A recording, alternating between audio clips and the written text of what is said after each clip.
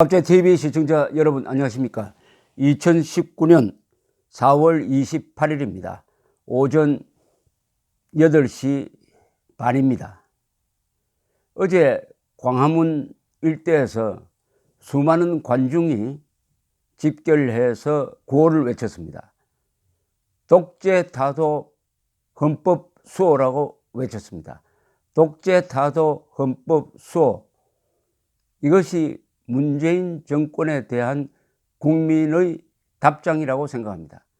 그동안 2년간 문재인 정권이 일상적으로 헌법을 무시하고 국가 정체성을 부정하고 국가 정통성을 짓밟고 국가 존립의 정당성을 훼손해 온 데 대한 주권자 국민의 답이 독재 타도 헌법 수호였습니다.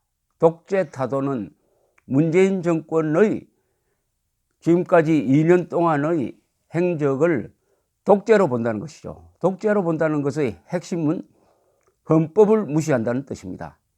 헌법을 무시하는 가장 최근의 행동이 공수처 고위공직자 수사처 설립안과 선거법 개정안을 이런 식으로 통과시키려고 하는 데 있습니다. 특히 선거법 개정안, 선거법 개정은 반드시 국민의 의사를 물어봐야 합니다. 이건 국민 투표감입니다. 왜냐하면 주권자인 국민이 자기 표를 던질 때 이것이 어떤 공식을 거쳐서 국회의원이나 대통령을 뽑게 되는지를 알아야 합니다. 그런데 이번에 야합적으로 마련한 이상한 이름의 이 선거법 개정안은 하도 복잡해서 국민이 알 수도 없고 그것을 만든 사람들도 국민들에게 설명할 수도 없고 설명을 들어도 이해할 수가 없는, 그게 수학 공식이 몇 개나 들어가는 이런 해괴망측한 선거법을 만들어 가지고 더구나 제1야당의 극렬한 반대를 무시하고 통과시키려고 합니다. 그 통과시키려는 목적은 뭐냐? 정용기 자유한국당 정책위 의장이 정리한 바에 따르면은 총선 때, 내년 총선에서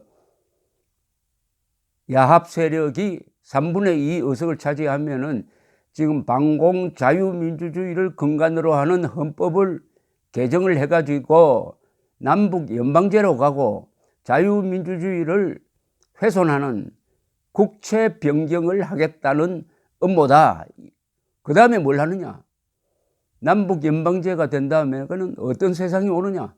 문재인 정권이 말하는 한 번도 경험하지 못한 세상이 온다. 지금까지 우리가 경험했던 것은 자본주의였습니다. 한 번도 경험하지 못한 것은 사회주의든지 독재 세력이든지 아니면은 이 일련의 움직임을 주도하는 것이 주사파, 즉 김일성주의자들이라고 생각을 한다면은 당연히 북한과 손잡고 한반도 전체를 김일성 세상으로 만들어 가지고 2,500만의 북한 주민이 노예 상태로 사는 것도 모자라서 거기에 5천만을 추가로 노예로 만들려는 이런 음모의 시작이다. 이렇게 의심할 수밖에 없습니다. 그렇다면 주권자는 일어서야 합니다. 일어서는 방법은 거리로 나오는 거죠. 소리를 내는 거죠. 그리고 최종적으로는 선거를 통해서 의사표시를 하는 것인데 이런 걸 다 모아서 독재 타도라고 했다고 생각합니다. 독재 타도의 또 다른 의미는 지금 이 정권이 김정은 정권에 대해서 취하고 있는 태도입니다. 문재인 대통령이 평양 시민 앞에서 나는 남쪽 대통령이다. 김정은은 국무위원장이다. 김정은을 민족의 지도자로 따라주신 평양 여러분들께 감사드린다. 이런 이야기 한 거 아닙니까? 살인마를, 전쟁 범죄자를, 민족 반역자를, 반국가단체의 수괴를 마치 상전으로 모시는 듯한 이런 굴욕적인 태도에 대해서 국민들이 분노한 것이죠. 요사이 보도에 의하면은 오토 원비어 미국 청년을 불법 감금해가지고 고문하고 감옥에 넣어가지고 식물인간으로 만들어 놓고 돌려주면서 그동안의 치료비 200만 달러를 미국에 요청했다는 겁니다. 이런 양아치보다도 못한 자 앞에서 그동안에 문재인 대통령이 어떤 행동을 보였습니까? 문재인 대통령을 향해서 김정은이가 오지랖 넓게 중재자, 촉진자 역할을 하지 말고 제정신 차려서 제말하라고 이런 모욕적인 이야기를 들었을 때도 문재인 대통령은 김정은의 연설을 높게 평가하고 환영한다고 했습니다. 이건 완전히 노예죠. 주인이 노예를 아무리 때려도 노예는 주인한테 항의를 할 수가 없습니다. 아파도 웃어야 하는 게 노예입니다. 아니, 이런 근사한 나라의 대통령이 저런 양아치보다도 못한 정권의 수계 앞에서 보여지고 있는 이 수치, 이것은 민족의 수치고 문재인 대통령이란 존재가 이제 민족의 수치고 문명세계의 적이 되려고 하고 있습니다. 적이 되려고 하고 있습니다. 아직은 적은 아닌데 김정은과 공동운명체가 되면 문명세계의 적이 되는 겁니다.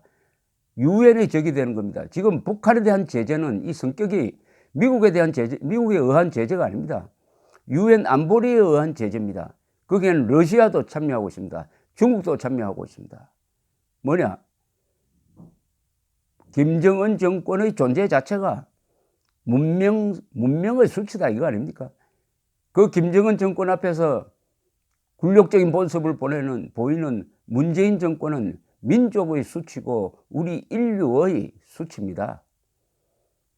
문제는 그런 행동을 눈치 보면서 하는 것이 아니라 헌법을 무시하면서 그리고 검찰, 법원을 장악을 해가지고 불공평한 수사를 하면서 공포 분위기를 조성하면서 해오고 있다는 사실입니다. 단순한 독재가 아니라 여기에는 반역적 성격이 추가되어 있다는 점에서 문제가 심각합니다. 지금까지 대한민국에 독재로 불렸던 정권이 있었어요. 그러나 어느 정권도 대한민국의 체제를 바꾸려는 반역적 의도를 드러낸 정권은 없었어요. 그러나 문재인 정권은 다릅니다. 그래서 국민들이 내놓은 답이 독재 타도였습니다. 독재 타도. 얼마나 끔찍한 구호였습니까? 어제 광화문에 울린 이 독재 타도는 정상적인 국민의 총의를 지배한 것이라고 생각을 합니다. 독재 타도가 계속 울려 퍼지게, 전국을 울려 퍼지게 될 것인데 헌법수호라는 대안까지 냈습니다. 헌법수호입니다. 헌법수호. 헌법수호는 대안입니다. 독재 타도는 공격이죠. 공격과 대안을 같이 내놓은 게 아주 어제 집단적 이런 걸 집단적 지식이라고 그러지 않습니까? 독재 타도 자유 헌법수호. 헌법수호는 뭡니까? 제1조 대한민국은 민주공화국이다. 주권은 국민으로부터 나온다. 헌법 제3조 그 대한민국의 영토는 한반도와 부속 도서로 한다. 따라서 북한 노동당 정권은 우리의 영토인 대한민국 영토는 북한까지 포함하므로 우리의 영토를 불법 점거하고 있는 반국가 단체다. 따라서 헌법 제4조 대한민국은 자유민주적 기본 질서에 입각한 평화적 통일을 추진해야 한다. 그런데 문재인 정권은 작년 4.27 판문점 선언에서 우리의 통일 방안을 집어넣은 게 아니라 북한식 통일 방안을 거기 집어넣었습니다. 민족이 손잡고 자주 통일한다. 그 민족이 누굽니까?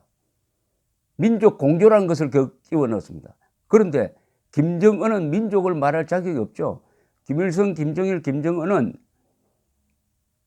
일제보다도 도요토미 히데요시보다도 몽골보다도 더 많은 동족을 학살한 자입니다. 민족 반역자입니다. 민족 반역자와 민족 공조하지 않은 자는 민족 반역자입니다. 헌법 제5조 국군은 국가의 안전보장과 국토방위의 신성한 의무를 다하며 정치적으로 중립한다. 그런데 문재인 정권 하에서 이 국군이 지금 정치적으로 중립하고 있습니까? 정치적으로 중립한다면 어떻게 국군을 해치는 남북군사합의서에 합의할 수가 있습니까? 정치적으로 중립하는 군대라면 어떻게 정경두라는 자가, 국방장관이라는 자가 국회에서 나와가지고 천안함 폭침 등등을 남북 간의 불미한 충돌이었다고 교통사고처럼 이야기할 수가 있습니까? 헌법 제10조 모든 국민은 인간으로서의 존엄과 가치를 가지며 행복을 추구할 권리를 가진다. 국가는 개인이 가진 기본권을 보장해야 한다. 이 정권이 개인의 기본권을 보장합니까? 아니죠. 자기 편에 선 사람, 민노총 등 자기 편에 선 사람의 권익만 보장하고 보수 세력으로 불리는 사람들은 괴멸시키겠다는 거 아닙니까? 헌법 제7조 모든 공무원은 국민 전체에 대한 봉사자이며 정치적 중립을 해야 한다라고 되어 있는데 이 정권 하에서 거의 대부분의 공무원이 반헌법적이고 반역적인 촛불혁명 정권의 도구가 되고 있습니다. 공무원들이 정신 차려야 합니다. 이대로 가면 수많은 공무원들이 정권이 바뀌면 감옥에 갑니다. 헌법 제7조 위반입니다. 그 공무원 안에는 군인도 포함되어 있습니다. 헌법을 일상적으로 대놓고 위반해 왔습니다. 촛불혁명이라고 했습니다. 촛불혁명이라는 말을 한 번 할 때마다 이것은 헌법을 위반합니다. 나는 반역하겠다는 뜻입니다. 우리 헌법은 혁명을 인정하지 않습니다. 혁명은 헌정질서를 중단시키는 겁니다. 촛불 시위가 헌법을 중단시킨 적이 없어요. 그런데 헌법을 촛불혁명이라고 해놓고 헌법 무시하는 국채를 부정하는 정책을 지금까지 펴왔습니다. 그러니까 우리는 헌법을 가지고 싸워야 합니다. 헌법 수호라는 것은 우리의 손에는 헌법이란 무기가 있다. 이 헌법이란 무기로 문재인 정권을 단죄하겠다는 것이 독재 타도입니다. 독재 타도는 그러나 폭력적으로 할 필요가 없어요. 헌법으로 독재 타도입니다. 대답이 나왔어요. 헌법으로 독재 타도하겠다. 총선으로 독재 타도하겠다. 지금 2년 동안의 좌익 파퓰리즘 정책으로 해서 우리 국민들의 분별력이 망가지고 있다는 것이 바로 문재인 정권의 대북 정책 잘한다. 문재인 대통령이 외교를 잘한다고 생각하는 사람들이 40%가 넘습니다. 갤럽 등의 조사를 믿는다면 이것은 가공할 사태입니다. 27%의 국민들이 양아치보다도 못한 김정은을 좋아하고 있습니다. 우리의 우호국인 아베보다도 김정은을 더 좋아한다. 망국적 종북 암 분별력을 마비시키는 피와 식별 구분을 못하게 하는 이런 암이 한국 사람들의 몸에서 퍼져가고 있습니다. 이것을 치료하는 것도 바로 독재 타도 헌법 수호입니다.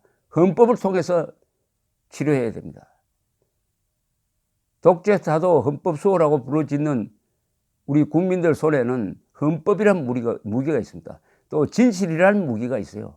과학이라는 문명의 뒷받침도 갖고 있으니까 질 수가 없습니다. 이런 근사한 나라를 김정은에게 갖다 바칠 리가 있겠습니까? 바칠 수야 있겠습니까? 그러나 용감한 사람들이 일어나야 합니다. 좋은 일은 공짜로 이루어지지 않습니다. 좋은 일은 용감한 사람의 희생과 성실한 사람의 부지런함이 합쳐져야 합니다. 다행히 자유한국당에 반듯한 사람, 볼 때마다 기분이 좋은 사람이 지도자로 등장했습니다. 황교안 공안검사 출신, 즉 헌법수호 전문가인 황교안 대표, 그리고 잔다르크처럼 싸우고 있는 나경원 원내대표, 일찍이 우리 야당이 국민들의 마음을 모을 수 있는 두 지도자를 가져본 건 참 오랜만입니다. 한국 보수 세력이 싸울 수 있는 근거가 생겼습니다. 일단 이 선거법 공수처법안을 좌절시켜야 됩니다. 그럼 국민들이 의사표시를 해야 됩니다. 계속 시위를 해야 합니다. 최소한 일주일에 한 번씩은 계속 시위를 해야 됩니다. 시위를 하면서 조직을 해야 됩니다. 이제 우리도 보수 정당도 대중 조직을 가진 정당으로 변해야 합니다. 민노총과 대결할 수 있는 조직을 가져야 합니다. 여기에 가장 잘 조직된 기독교 세력이 합세해야 합니다. 젊은 사람, 특히 20대가 지금 반정부로, 반독재로 돌고 있으니까 20대를 같이 품어야 합니다. 그리하여 이번 싸움에서 이기면은 대한민국은 자유통일의 길로 나아갈 것입니다.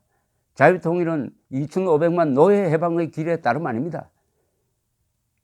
그리하여 헌법 1조가 명령하는 대한민국은 민주공화국이다 하는 이 말이 북한 지역까지 흘러들어가서